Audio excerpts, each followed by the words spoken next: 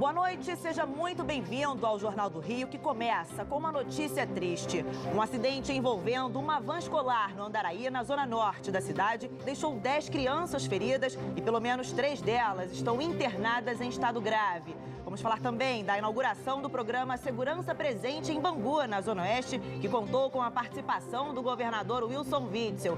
E no futebol, a convocação de Tite para os amistosos de outubro da Seleção Brasileira. E na lista tem 2 novidades aqui do Rio, o atacante Gabigol e o zagueiro Rodrigo Caio, ambos do Flamengo. Tem ainda as dicas culturais do Divirta-se para o seu fim de semana e muito mais. Não saia daí que o Jornal do Rio volta em 30 segundos e eu te espero.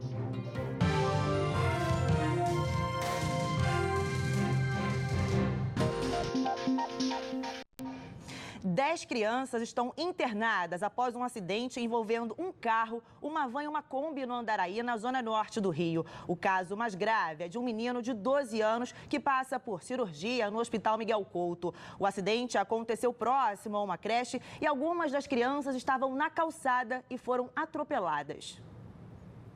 O vídeo gravado por moradores mostra o momento em que os socorristas prestam os primeiros atendimentos no local do acidente, no Morro do Andaraí, na zona norte do Rio.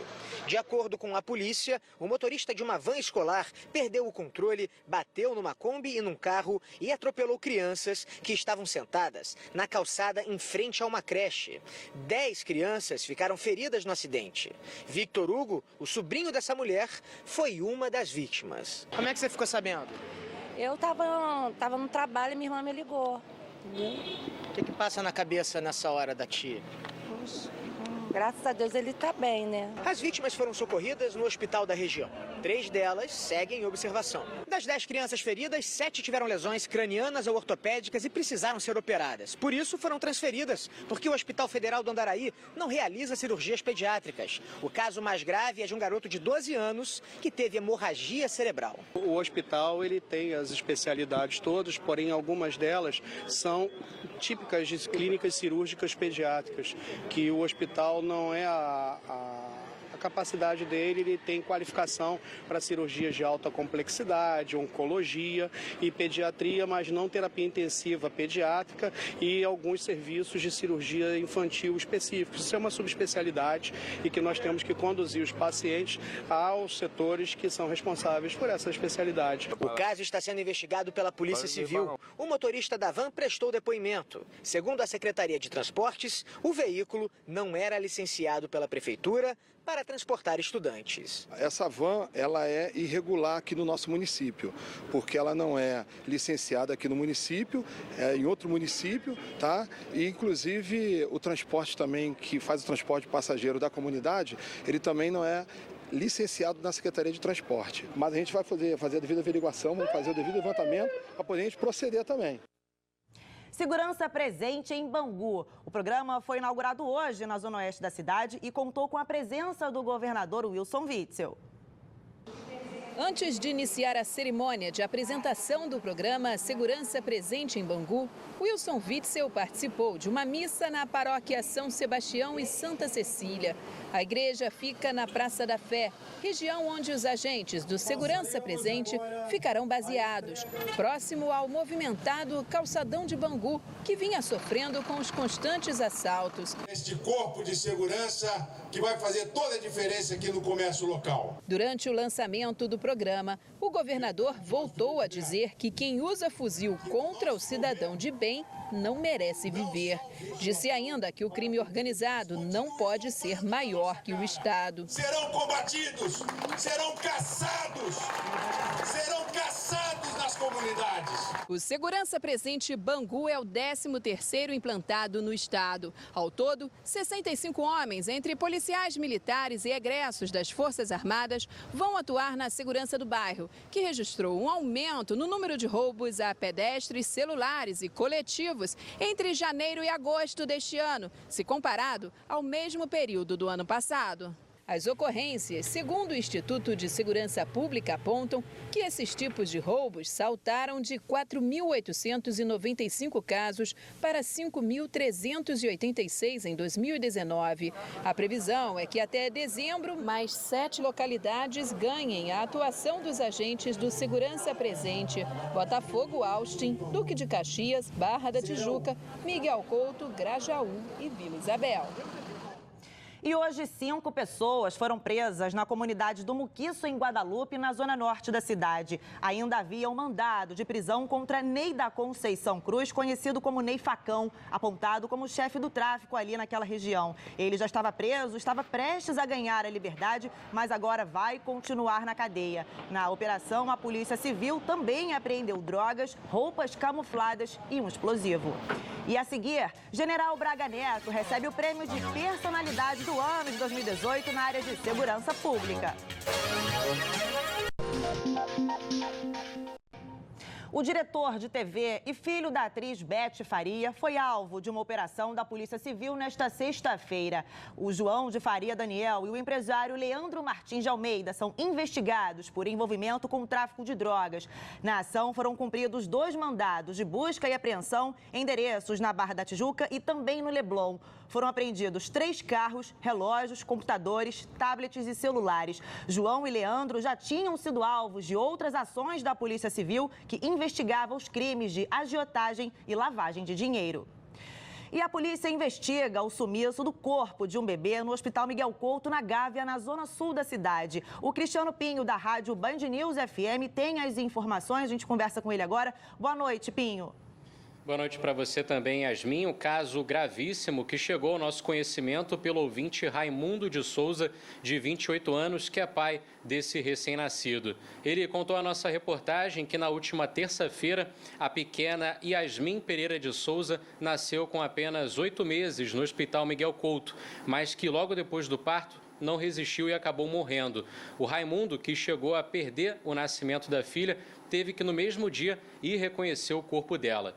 No dia seguinte, voltou à unidade de saúde, já com a presença da funerária, para poder liberar o corpo da pequena Yasmin e sepultá-lo. O problema é que ninguém sabia dizer onde estava o corpo. Ele procurou o Tribunal de Justiça no centro da cidade para buscar ajuda, mas foi orientado a ir até o Fórum da Barra, na zona oeste da capital fluminense.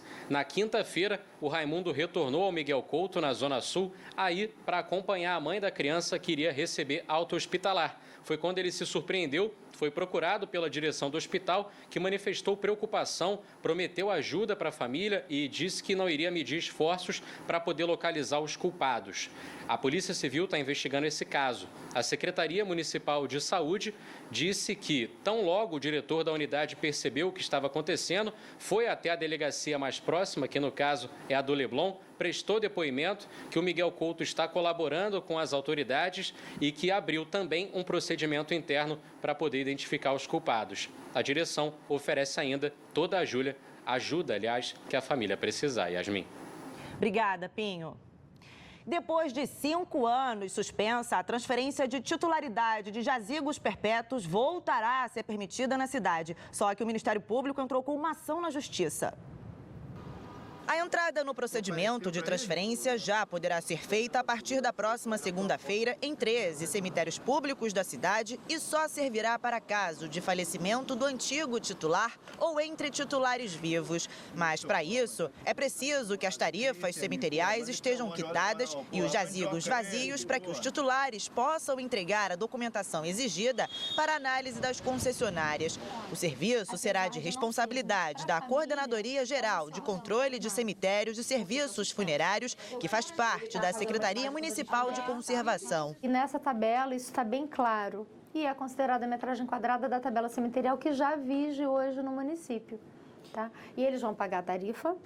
E aí, mediante o pagamento da tarifa, eles vão receber um novo título de perpetuidade. Só que este serviço estava suspenso há 5 anos porque o procedimento não era feito de maneira regulamentada. E por conta dessa suspensão, pelo menos 80% dos proprietários de jazigos estão com os dados desatualizados, o que pode causar transtornos na hora de enterrar algum familiar. E muitas famílias perdem o contato com a concessionária, porque o titular principal ele falece, a família não entende as obrigações e os direitos que ela tem. Então, nesse momento agora da transferência, tudo isso vai ser resgatado. A medida só vale para o jazigo perpétuo quando o titular adquire o direito de uso da terra. Mas o Ministério Público do Rio entendeu que a transferência de titularidade é uma tentativa de violação a uma decisão judicial de 2014 que afirmou que a taxa anual de manutenção só poderia ser cobrada para quem adquirisse jazigo após a nova legislação. É uma forma de burlar a decisão judicial que já reconheceu a quem adquiriu esses lotes e sepulturas antes de 2014 o direito adquirido a não pagar essa taxa. O general Braga Neto, antigo interventor da Segurança Pública no Rio, recebeu o prêmio de personalidade do ano de 2018 na área de segurança pública pelos resultados obtidos com a intervenção federal. Foram 319 dias de intervenção. A missão era reorganizar as polícias estaduais e reduzir os principais índices de criminalidade que chegaram a prejudicar a economia do Rio de Janeiro. À frente do cargo de interventor estava o general Walter Souza Braga Neto, então comandante militar do Leste. Uma tarefa que deixou o experiente oficial surpreso. Eu não poderia imaginar que seria designado interventor federal na área de segurança pública do Rio de Janeiro. Também não tinha ideia que trabalharia com pessoas e equipes tão heterogêneas e distintas. Foram os profissionais de segurança desse estado que fizeram a diferença. O general Braga Neto foi homenageado como a personalidade do ano de 2018 na área da segurança pública.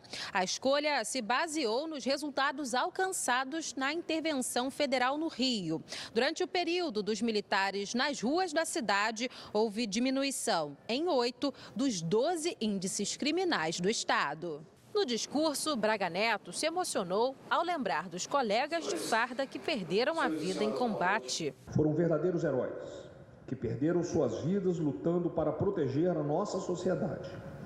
E a eles e seus familiares dedico o meu solene reconhecimento e a minha continência. O segundo prêmio General Joaquim de Souza Mursa foi oferecido pelo Sindicato Nacional das Indústrias de Materiais de Defesa e pela Federação das Indústrias do Estado do Rio, a Firjan. Mursa fundou a Fábrica de Ferro São João de Ipanema, que forneceu o aço usado nos fuzis e canhões na Guerra do Paraguai. Foi um ano de arrumação. Agora chegou o momento de começar a colher alguns frutos daquilo que foi plantado. No próximo bloco tem a convocação do técnico Tite para os amistosos da seleção brasileira. A polícia prendeu o criminoso apontado como assassino de uma médica em maio deste ano. José Henrique da Silva Dantas, conhecido como Dentinho, foi preso hoje pela manhã no Morro da Providência. A médica Daniele Lasmar foi morta durante uma tentativa de assalto na região do Maracanã, na zona norte do Rio. Depois de ser baleada, ela ainda conseguiu dirigir por cerca de 400 metros até que perdeu o controle do veículo e atropelou 3 pessoas. O criminoso é acusado ainda de balear um delegado e a filha na Urca, na zona sul da cidade. Vamos falar agora sobre a retomada dos voos na pista principal do aeroporto Santos Dumont, que aconteceria 100% nesse fim de semana, mas parece que nem todas as companhias confirmaram. É isso mesmo, Cristiano Pinho?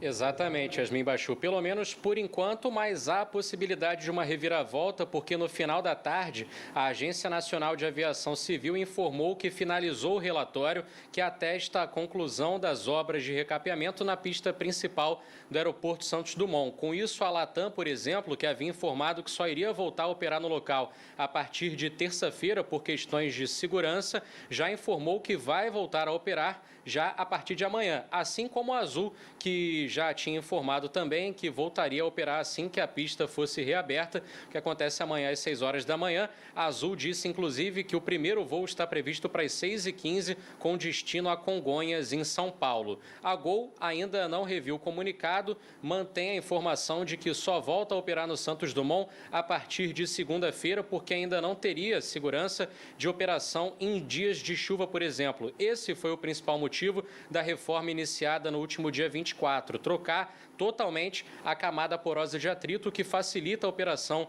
em dias chuvosos. A princípio, a Gol só volta a operar no Santos Dumont a partir de segunda-feira. Enquanto isso, voos mantidos para o Galeão, com transporte gratuito para os passageiros entre os dois terminais. Yasmin. Obrigada, Pinho. E o técnico Tite convocou os jogadores que vão disputar os amistosos da seleção brasileira contra Senegal e Nigéria nos dias 10 e 13 de outubro em Singapura. Na lista tem 2 novidades aqui no Rio e o Thiago Carvalho conta agora pra gente. Boa noite a todos. O dia foi agitado aqui na sede da CBF. Ao todo, 67 atletas foram convocados para as seleções Sub-17, Sub-23 e para a seleção principal. Nomes que atuam nos clubes cariocas foram muito bem lembrados pelos técnicos. Para a seleção principal, Tite convocou o zagueiro do Flamengo, Rodrigo Caio, que retorna à seleção, e o atacante Gabigol, que faz a melhor temporada da carreira. A questão é que os atletas escolhidos devem desfalcar seus clubes em 2 rodadas do Brasileirão. Eu tenho uma responsabilidade muito grande e quero, de alguma forma, premiar quem merece. O Gabriel merece, o Rodrigo Caio merece, assim como outros tantos, mas também tem uma situação de bom senso em relação às equipes todas. Nas seleções de base, mais convocações de times cariocas. Na Sub-23, 2 jogadores do Fluminense. O lateral Caio Henrique e o meio-campo Alain. Já na Sub-17, foram 4 convocações cariocas. O destaque é para Renier do Flamengo e para Thales Magno do Vasco, que já atuam nos times titulares de suas equipes. Yasmin. A judoca Rafaela Silva, campeã olímpica mundial e pan-americana, foi flagrada no exame antidoping realizado durante os Jogos Pan-Americanos de Lima no último mês de agosto. Rafaela testou positivo para a substância proibida fenoterol, que é presente em medicamentos que costumam ser usados para tratamentos de doenças respiratórias. A judoca alegou hoje que o contato com a tal substância foi feito a partir de uma brincadeira com uma criança. Se for condenada, Rafaela pode perder a medalha de ouro conquistada no PAN. E a seguir tem as dicas culturais do Divirta-se para o seu fim de semana.